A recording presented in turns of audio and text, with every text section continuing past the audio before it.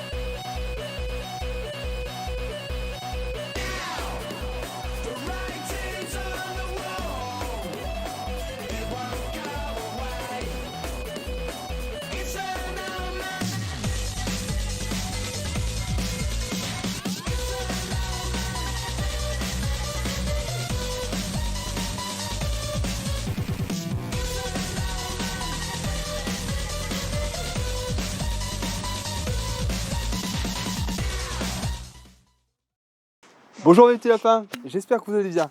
Bon, je vais essayer d'être un peu moins sale dans cette vidéo, parce que la dernière fois, j'ai roté, je crache, je me racle la gorge, toutes ces choses qui incommodent votre petit confort auditif. Alors je vais essayer de me tenir. Bon, ça fait un moment que je vous ai pas pris, on va s'éloigner de ces putains de doigts. Putain, il y en a une qu'on va manger ce soir, ça continue, hein, je vous le dis. Hein. Bon, alors. Ça fait un moment que je vous ai pas pris en JDB, parce que en ce moment en fait on n'a pas l'impression d'avancer. On travaille tous les jours très fort, hein, comme d'habitude, mais on n'avait pas en fait bouclé de chantier bien spécifique pour vous dire waouh on a fini ça, on est super content et puis voilà, vous aussi vous voyez un truc fini quoi. Et donc ça fait des jours et des jours qu'on tombe des arbres, qu'on déracine des arbres, mais un plus ou un de moins, hein, c'est comme les Chinois, blague annulée. C'est dans quel film? Mais putain, mais l'arbre, tu le coupes, mais coupe l'arbre, toi, balard, qu'est-ce que tu fous? Abattez-le, l'arbre, on s'en branle, dépêche-toi, toi! Un de plus seulement, on s'en branle, c'est comme les Chinois! Ah, je sais plus, ouais, c'est dans un film, quoi. Bon. Bref, du coup, ce qu'on va faire, c'est que je vais vous montrer un petit peu où on en est, si vous arrivez peut-être à vous en rendre compte, puisque, comme je vous le rappelle, on est toujours sur la partie arrière du terrain, hein, la partie communale, et donc on est toujours dans l'abattage et le déracinage. Donc du coup, ce qu'on fait, c'est qu'on varie les plaisirs, on se fait une journée d'abattage, une journée un peu de terrassement, si on veut, hein, de manière à se reposer, entre guillemets, ou en tout cas varier les activités pour pas trop se flinguer les articulations et avoir des tendinites, etc. etc.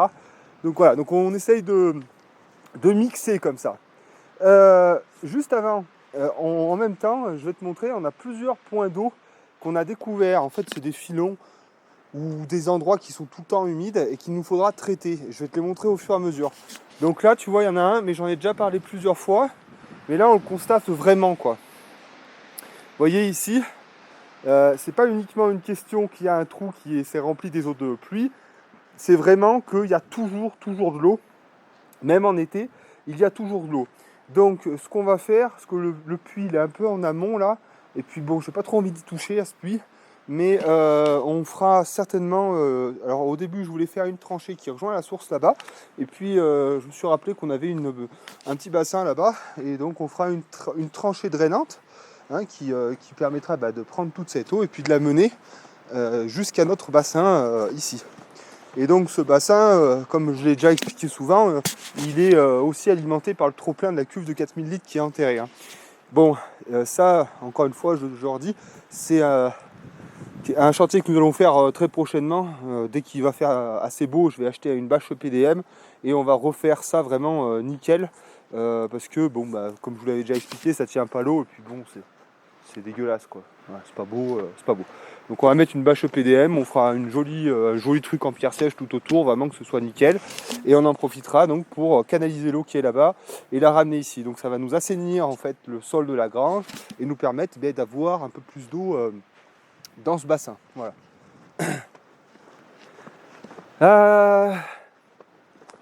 Donc là, il y avait eu quelques arbres. Là, il y avait un noisetier, un sureau qu'on a déraciné. Je me suis bien fait plaisir. Enfin, moi, vraiment, déraciner un arbre, c'est rien de mieux pour moi. Ça me détend, c'est hyper satisfaisant. Ah, putain, je vous jure, quoi, c'est c'est ce que je dis quoi. C'est des fois, tu sais, vous avez une mauvaise herbe dans le potager là que vous essayez d'enlever et tout, puis tout vient bien avec la racine. C'est ce plaisir là, tu sais, quand on arrache une mauvaise herbe et que tout vient bien comme il faut là. Et ben moi, quand j'arrache un arbre, tu vois, j'ai ce sentiment de satisfaction aussi, ça me fait vraiment plaisir quoi. Donc voilà, et donc du coup là, j'ai arraché ce sureau et ce noisetier qui était là, qui foutait la merde. Et donc de là-haut, on va peut-être se rendre compte un petit peu mieux du travail qu'on a pu faire. Donc la dernière fois, on avait déraciné, mais il me semble qu'on n'avait pas mis les souches à la déchetterie. Donc là, c'est chose faite, hein, vous voyez, tout a été tiré et mis en tas donc là-bas. Donc toujours cette fameuse source, on a commencé à terrasser autour. Donc on en a fait pas mal hein, quand même, on en a fait un bon peu. Hein. Voilà, donc tout ça, tout ça a été enlevé donc avec le petit tracteur ici. Et donc ben voilà, on continue, mais comme je disais, pour s'économiser, mais aussi parce que des fois il y a de la pluie, donc ça ne nous permet pas de travailler comme on voudrait. Donc voilà, donc on alterne en fait les travaux en fonction de la météo et de la fatigue qui se fait sentir. Donc voilà, donc ici il y avait toute une butte, hein, donc on a tout retiré. Ça a été un peu galère, on a réussi à s'enterrer là-bas. C'était toute une histoire pour sortir avec le treuil et tout, enfin moins infernal. Et donc là voilà, et puis c'est bien parce que ça va sauter tout seul, ça bouge tout, donc ça va venir tout seul sans problème. On va tout pouvoir enlever et déraciner sans souci. Donc voilà, donc ça sera quand même déjà assez propre pour pouvoir venir après avec des engins un peu plus gros quoi. Donc voilà, donc c'est quand même bien nickel quoi, parce que il n'y a plus trop de souches. Alors il reste ces deux grosses parce que les grosses je les garde pour la fin, on va dire. C'est un peu la cerise sur le gâteau parce que bon, il y en a pour pas mal de boulot et puis bon, j'aime bien un peu avancer quoi, mais bon, voilà. On va arriver à les déraciner, mais les bouger, ça va être quelque chose. Oui, après il faudra voir avec Raymond pour les tirer avec son tracteur.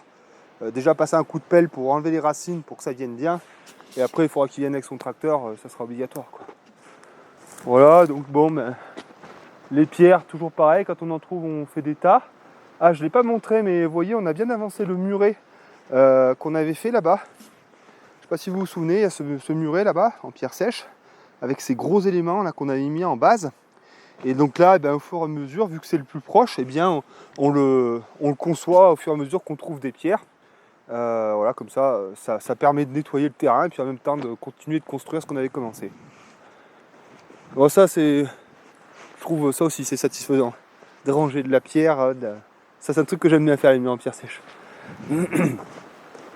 Le broyeur est toujours en galère, puisque comme je vous l'avais dit, j'attends toujours cette tigette de starter que j'ai massacrée. Et ça met du temps à arriver. Ça met beaucoup de temps à arriver, donc là c'était une bonne idée là, de faire tomber un arbre dessus. Donc voilà, donc c'est pour ça que pour l'instant on ne peut pas broyer les tas. Hein, et puis voilà. Bon voilà, vous voyez là encore c'est des trous dus au fait qu'on ait arraché les arbres. Et donc là vous allez voir un autre filon d'eau. Vous voyez ici, c'est un endroit qui est toujours humide. Et au début on pensait que c'était parce que vous voyez ça fait un peu une cuvette. Et donc on avait remblayé, mais en fait non, c'était même pas, c'est vraiment qu'il y a tout le temps de l'eau. Donc là ce qu'on va faire, c'est qu'on va creuser et que pareil on va faire un fossé drainant qui va aller dans la cuvette. Hein, comme ça permettra de, encore une fois d'alimenter en eau cet espace là-bas et puis de drainer cet accès de manière à ce que on s'embourbe pas. Donc voilà, donc là encore un petit fossé drainant là, qui va prendre comme ça. Donc voilà, donc si vous avez des endroits qui sont dans cet état tout le temps, c'est probablement qu'il y a de l'eau qui arrive quoi. Donc à vous de creuser, de voir un peu si vous pouvez trouver un filon et puis de l'aménager si c'est possible. Là encore, un espace qui est tout le temps en eau. Voilà. Donc là, vu que là, pour le coup, on n'a pas en fait de bassin ou quoi que ce soit alimenté, on s'était dit avec Agnès, là on va voir, mais on va certainement creuser un trou pour faire un peu une petite mare si vous voulez. Et donc un peu comme ce qu'avait fait Alvaro, le domaine d'Alvaro, donc c'était Agnès, c'est de moi son prénom. Sébastien. Donc Sébastien, lui, il avait un terrain plein de flotte, quoi. Et du coup, ce qu'il fait, c'est qu'il creuse des mares un peu partout, de manière à ce que l'eau, elle aille dans ces trous-là. Et en même temps, ça fait des espaces de biodiversité, et en même temps, ça draine un peu le terrain. Donc là, c'est ce qu'on va faire. On va creuser un trou, comme ça, ça fera une mare. Et puis, ça évitera donc d'avoir, ce genre de choses, quoi. Parce qu'après, voilà, c'est le problème, c'est que là, bon, tu passes en tracteur, c'est la misère, quoi. Bon, après, des cochons, ça, alors, j'ai pas dit que j'allais mettre des cochons de main, mais des cochons, je pense qu'ils peuvent apprécier ce genre de choses. Parce qu'ils ont besoin à l'été de faire des bains de boue, des choses comme ça. Et un truc comme ça, on pourrait le laisser aussi pour des cochons, mais c'est pas l'idée de les mettre ici, en tout cas pour l'instant, donc on fera peut-être plutôt une mare, mais ça encore, je te dis des choses. Voilà. Et donc là, c'est la fameuse déchetterie qu'on continue de garnir. Donc là, on a passé un peu le niveau du sol. Bon, après, si je viens avec un gros engin, je pourrais vraiment y tasser. Donc je pense que j'arriverai à y faire perdre un peu en volume, mais là, oui. Mais on va avoir une sacrée butte de permaculture là. Bon, enfin voilà. Et puis, on continue, comme j'avais expliqué le dernier coup. Donc là, on arrive au chemin qui est juste là. Le chemin, il est juste là. Hop là, je vais pas me casser la gueule. Voilà, le chemin, il est à mon niveau là. Voilà. Donc, vous voyez, encore ces petits arbres et tout à virer. Ces petits sapins qui sont les uns sur les autres à enlever. Bon, il en reste... t'as l'impression qu'il en reste guère comme ça, mais ça fait vite du volume. Et puis bon, donc pour l'instant, tous les arbres qui sont un peu gros, un peu hauts, je les garde. Mais il y en a beaucoup qui vont sauter. C'est juste dans la logique des choses. C'est-à-dire, si quand tu arrives dans un espace boisé comme ça, tu enlèves déjà tous les petits. Et après, tu fais tomber les gros. Parce que sinon, les gros, tu vas les couper, ils vont être retenus par les petits. Enfin, tu vas faire du mauvais travail, quoi. Donc, il faut être méthodique, quoi. Tu enlèves toutes les petites saloperies. Et après, tu fais tomber les plus gros. Et donc, tu vas voir. Donc, des pins, je vais en garder, parce que c'est assez sympa. Et puis, ça cache pas trop la lumière, vu que c'est un plumeau en haut. Mais par exemple, ce sapin qui est très moche, là, en plus, j'aime pas les sapins. C'est ce que je disais tout à l'heure, j'aime pas les sapins, je trouve ça pas beau. En plus, donc déjà, c'est du résineux, donc ça fait pas du bon bois de chauffage. Ça acidifie les sols, et c'est moche. Alors, j'aime pas, et en plus, ça calfeutre le paysage, quoi. Regarde, tu vois, t'as un sapin là en plein milieu, tu vois rien à travers. Ça m'énerve, ça. Ou alors, faut couper les branches basses. Mais bon, j'aime pas le sapin. Donc celui-là, il va tomber, là. Parce qu'il est pas beau, en plus. Donc, je vais le secouer. Voilà, et puis là, tout à l'heure, tu vois, on a tombé un gros... c'est un boulot, ça, ouais. On a tombé un gros boulot et un gros pin, là. Donc voilà, on a bien un peu débité. Bon. Donc voilà, donc ce petit bosquet, on va continuer là. Il y a encore 2-3 trucs à enlever aussi là-bas, quoi. Hop. Et donc oui, comme je disais, à chaque fois que... on déracine tout, quoi. Je me contente pas de couper, après je viens avec la pelle et j'y fais sauter. Parce qu'après, de toute façon, on aura bien des choses à planter. T'inquiète pas, j'ai plein de projets. Parce que vous me voyez couper et déraciner, mais le jour où je vais faire une commande d'arbres, vous allez voir, ça va être sympa. Parce que là, après tout ça, là, on a pour idée de mettre pas mal de fruitiers, de faire vraiment... Enfin bon, je vais pas tout vous dire parce que ça a le temps de changer. À chaque fois que je vous dis, ah tiens, je vais mettre des chèvres, je vais mettre ci, je vais mettre ça, et puis au final, je fais rien de ce que j'ai dit. Donc je vous dis pas exactement ce que je vais faire, mais je vais planter des choses et des fruitiers, ça c'est certain. Et ça me permettra là de partir sur une feuille blanche et de pouvoir les mettre bien en quinconce, bien espacés, voilà, un verger bien conçu, quoi, pas un truc où tu plantes tout comme tu as envie et tu regardes tout crever parce que c'est la nature, tu vois. Bon, j'espère que ça va pas trop vanter dans le micro parce que... Ah bah tiens, il y a le dernier coup là, donc vous voyez, on a un peu avancé là, c'est la terre justement de la source. Et là, le dernier coup avec la brouette thermique, parce que c'était un peu meuble, elle est partie comme ça. Ouaya. C'était la grosse merde, quoi. Elle était prête à tomber comme ça. Du coup, Agnès, elle s'est dépêchée de venir avec le tracteur. Elle a mis le godet en appui. Et on l'a fait descendre. Mais alors, c'était sport. Et là, je me suis dit, là, je la voyais encore cassée, celle-là. Mais bon. On a réussi à faire quelque chose. Ah, mais t'as géré, Bichette, ça c'est sûr. T'as bien géré. Donc voilà, donc là... il y aura bien un peu, tu vois, les arbres qui sont là, le long de la propriété de Monsieur Chirouz, là. Ça faudra bien y enlever, parce qu'on peut le faire, donc on va le faire. Après, le reste, c'est chez lui, donc on n'est pas censé y toucher. Mais après, si je lui passe un coup de téléphone, je pense qu'il ne sera pas... si tu demandes à quelqu'un pour lui nettoyer son terrain gratuitement, généralement, ça devrait bien se passer, mais bon, on verra. Et donc, enlever ces derniers noisetiers, là, ceux-là, là, pour avoir un accès avec le tracteur, bon, enfin... Voilà, donc bon, vous voyez quand même qu'il reste encore pas mal de travail entre broyer, enfin déjà finir de couper, broyer, déraciner. On en a encore pour quelques semaines, mais bon, il faut qu'on aille jusqu'au bout de ça, et après on passera donc à d'autres choses. Et puis donc bon voilà, on a bien avancé là-dessus, mais bon, je sais pas si vous en rendrez bien compte à l'écran, parce que c'est vrai que je vous montre toujours la même chose, et puis nous, quand on a la tête dedans, on se rend pas bien compte, quoi. Voilà. Alors, ah oui, ben, ouais. Alors, donc là, c'est pas mal de pierres qu'on a découvert aussi. Bon, celle-là, ça permet de faire les bases des murs en pierre sèche et tout. On trouvera bien à les utiliser au cours de l'été. Vous inquiétez pas. Bon, j'ai des idées, j'en manque pas, moi. Et, mais c'est marrant, j'aime bien, moi, comment dire, utiliser, en fait, enfin, comment dire, nettoyer les espaces et utiliser les ressources que j'ai dégagées de ces espaces. En gros, moi j'appelle ça ranger mon terrain, j'aime bien. Bon voilà, donc celui-là on l'avait complètement rempli, hein. J'avais pris une photo, là j'avais posté sur l'onglet communauté.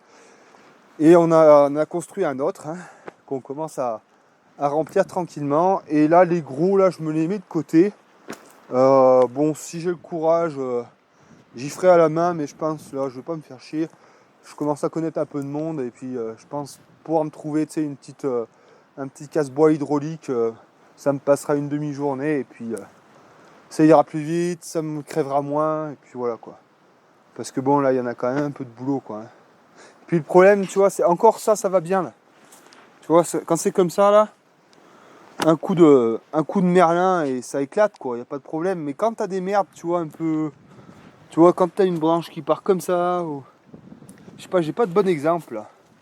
Mais bon, quand il y a des nœuds dans tous les coins, bah alors là pour les casser mon pauvre, c'est une merde. C'est vraiment une merde. Hein. Enfin bon, mais on verra bien. Voilà.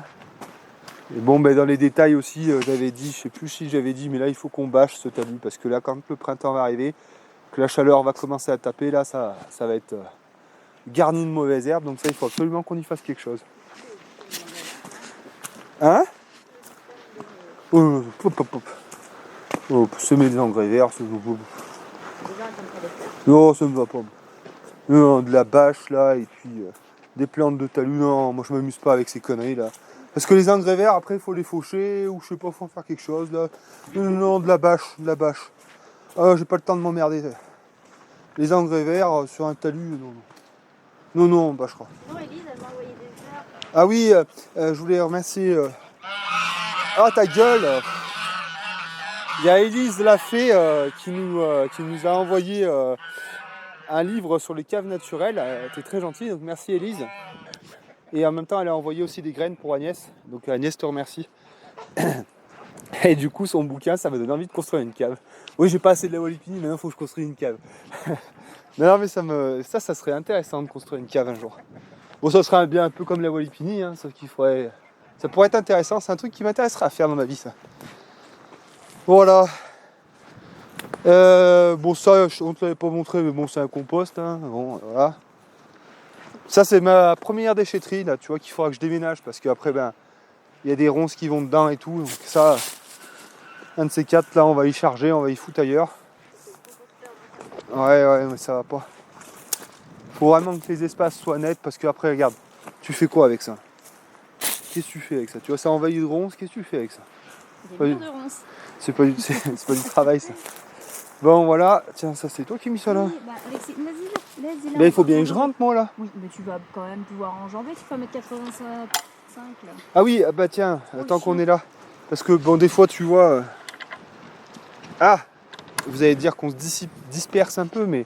Par exemple, on avait le tracteur qui était à côté, je vous avais expliqué qu'il y avait un noisetier ici qui était trop près de la clôture, qui faisait chier le monde. Donc on l'a coupé, on l'a déraciné. Comme ça, il embêtera pas la clôture. Et il fait un peu d'espace là. Ça, c'est un noyer, ça. Voilà, qui pousse bien. Il pousse bien le noyer, ici. Si, Agnès, il pousse bien. Ah, attends. Hop, là, voilà. Je sais pas si c'est bien bon de faire ça, non, c'est pas grave. Et du coup, on a éclairci un peu les noisetiers aussi. Alors, on les a conservés, les noisetiers, parce qu'ils font de l'ombre aux poules. Donc, on les garde. Mais par contre, on les a bien éclaircis. Et on a coupé les basses branches hein, pour pas se les prendre dans la tronche. Voilà, et donc là, on arrive à notre chantier aussi qu'on a fait pour entrecouper le... Oh bon Dieu. Ah putain, c'est un chat, elle peut passer en dessous, Agnès, alors. Tu me gonfles avec tes animaux, toi. Bon, alors du coup, on est dans l'enclos des dindes. Non. Ah, on était dans l'enclos... Bon, tu t'es pénible, toi. Hein. On est plus dans... Alors, on a décidé de couper donc, l'enclos des dindes en deux, puisque on s'est rendu compte que c'était trop grand pour elles, quoi. En gros, le nombre d'individus par rapport à la surface faisait que le couvert végétal poussait trop et que j'étais obligé de venir à la débroussailleuse. Donc on s'est dit, bon, eh ben, on va allouer l'espace du haut aux dindes. Donc on va en prendre 10 cette année qui seront en haut. Et cet espace-là, eh bien, il sera fait aussi pour les poules et pour les oies. Et donc, bon, je ne sais pas quand est-ce qu'on va y faire encore ça. Mais comme je vous ai expliqué, l'IBC qui va récupérer les autres toitures sera dans le petit abri là, qui est juste là.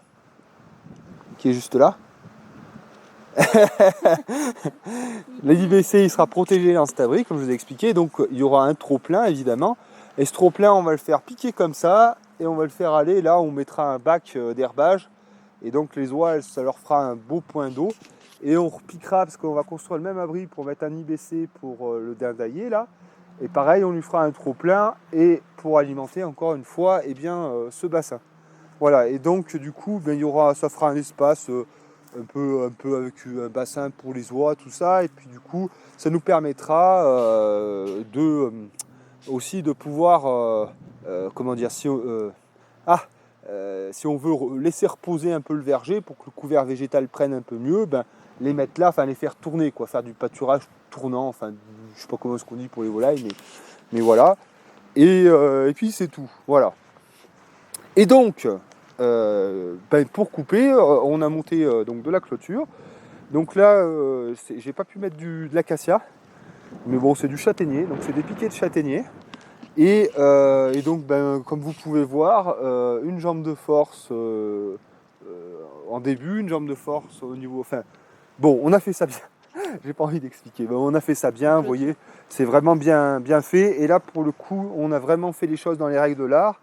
Souvenez-vous, l'année dernière, on avait monté la clôture. Alors, elle était pas mal montée, mais il y avait plein de détails qu'on aurait pu faire mieux de manière plus professionnelle. Et bien là, on s'est inspiré de cette vidéo de professionnel. Et donc, nous avons fait ce qu'il fallait faire. Donc, je vous remettrai cette vidéo si ça vous intéresse. Donc là, vraiment, le grillage est monté très proprement. Il y a les jambes de force qu'il faut. C'est bien tendu et donc il y a un grillage à volaille évidemment pour pas que les poussins puissent passer à travers. Et voilà. Et donc vous avez vu ça certainement aussi sur l'onglet communauté. Donc ce magnifique portail que j'ai soudé, bon alors c'est pas du grand travail, hein, j'ai encore beaucoup de choses.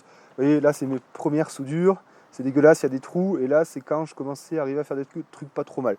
Bon. Ça tient bien, c'est pas magnifique, il y a encore plein d'améliorations, il faut que je m'améliore, mais je commence à comprendre ce que je fais. Mais voilà. Putain, dégage Tu vois, elle m'énerve, elle, là. Putain, quelle chiante, alors, celle-là, faut qu'elle fasse de la merde, alors. Putain, mais j'ai envie de la taper quand elle fait ça, là. Tu vois. Putain, je déteste ça, là. Ah, tu m'énerves, j'ai envie de te tuer, là. Ah ça te fait marrer, toi, putain. C'est la base. Ah mais non. Putain, c'était nickel. Elle arrive avec ses grosses pattes là, sale traînée. Putain. Vire. Putain. Elle fait tout le temps des trucs cons, elle là. Bon. Putain. Oh, je passe un coup d'éponge maintenant. Bon, bref. Ah, elle m'a énervé. En plus, maintenant, je me rends compte que j'ai du ciment là qu'il faut que j'enlève. Bon, bref. Donc, oui, mon portail, je vais y arriver. Donc, mon portillon, donc j'ai soudé. Donc c'est du 30-30 hein, qui fait l'armature périphérique. Là c'est du 5 par 30. Et ensuite donc c'était un bout de treillis soudé que j'avais, qui me restait du dindailler. Donc voilà, je l'ai soudé dessus. Là je me suis amusé, j'ai fait un petit V que j'ai soudé. Des charnières réglables que j'ai soudées aussi, donc en bas et en haut évidemment. Et après on a mis tout ça au serre-joint histoire que ce soit bien nickel. Et puis ce matin on a coulé. Alors vous voyez qu'il y a des pierres. parce qu'on a fait un gros trou. Et on a mis une première bétonnière, on s'est dit, on a fait vraiment un très gros trou, quoi. Donc bon, on a garni un peu. Putain, mais je vais la buter, elle. Hein. Non, mais regarde, putain, m'énerve, je vais la tanner. Elle le fait exprès pour me faire chier. Ah, mais elle me rend fou, hein. Ah, putain, m'a énervé. Ah, j'ai envie de la taper. Bon, putain, ah, ça me stresse. Bon, bref. Bon, mais du coup, après la vidéo, je dois mettre un coup de... Putain, ah, je vais me calmer, mais ça m'énerve, ça, putain. Tu te fais chier à faire un truc nickel. T'as des connasses de champs, là, qui arrivent, là, qui te défoncent tout, putain. Ah, la prochaine fois, c'est toi qui es dans la bétonnière. Bon, enfin, voilà, et du coup... on a passé un petit coup aussi de fer là pour faire un bel arrondi dessus pour pas que ça soit un angle saillant et que ça se casse, donc on a fait ça. Donc voilà, donc du coup bon, vous voyez au fur et à mesure des années, on essaie toujours de gagner en compétences, hein, c'est vraiment dans notre façon de faire quoi. On se cantonne pas à ce qu'on sait faire. On sait faire des portillons en bois, très bien. Oui, maintenant on va les faire en métal parce que c'est plus durable et puis parce que ça nous demande d'apprendre de nouvelles choses. Et comment ? Et c'est moins lourd et c'est plus solide. Donc voilà, c'est juste ça, c'est pour dire qu'on se conforte, on reste jamais sur des acquis.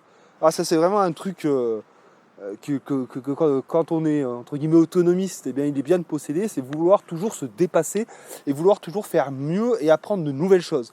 Voilà. Et puis bon, alors je trouve que c'est une qualité. Et puis moi, j'ai un rapport avec, je sais pas, alors je veux dire c'est un peu de la philosophie, mais pas vraiment. Mais j'ai un rapport avec la vie et avec la mort qui est très particulier, c'est-à-dire que je veux rien regretter à ma mort. C'est-à-dire que je mène ma vie pour que quand je vais crever, je ne regrette rien. Alors ça veut dire que j'essaie de faire un maximum de choses, comme ça, quand je vais crever, je ne pourrais pas me dire « j'aurais bien aimé faire ça, j'en aurais fait tellement, normalement j'aurais bien rempli ma vie et je pourrais crever tranquille. » Mais je pense à ça dès aujourd'hui. Hein. Non ! Vire ! Saleté ! Bon mes petits lapins, on va se rentrer, hein, c'est assez dégueulasse comme ça. Putain, mais elle le sait, elle va revenir, hein. Bah oui. Mais là, c'est ton chat, c'est toi qui l'as appelé, tu vas mettre un coup de... Alexis, c'est qui avait ce chat avant qu'on soit ensemble? Putain, sale teigne. Tu vas passer l'éponge. Bon, mes petits lapins, je vais vous laisser avec ce temps magnifique. J'espère que la vidéo aura été quand même de qualité. Putain, faut qu'on remette la bâche aussi, elle est tombée. Ça grêle et... Bon, la vie est belle, hein. Oh là, on est bien. Bon, allez mes petits lapins, je vous dis à la prochaine. J'espère que tout va bien pour vous, que ça se passe bien, vos projets à vous aussi, hein, c'est important. Hein. Et puis voilà, et puis mettez bien le pouce bleu comme d'habitude, abonnez-vous, vous savez que c'est important ça, hein, pour le référencement, tout ça. Et on va se boire un petit thé, Bichette. Hein. oui, il faut emmener 4x4 et chercher le colis. Ah putain, il y a encore trop de trucs à faire. Bon allez, bisous les petits lapins, ciao.